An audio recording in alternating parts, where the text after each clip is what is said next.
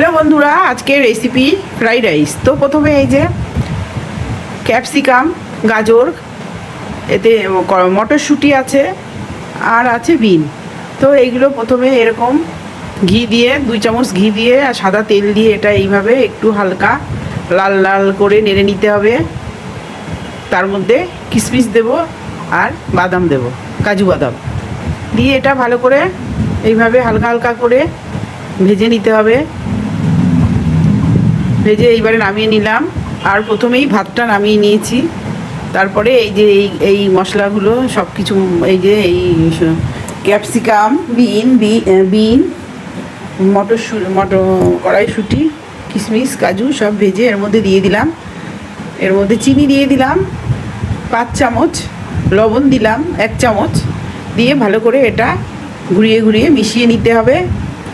তারপরে লাস্টে এর মধ্যে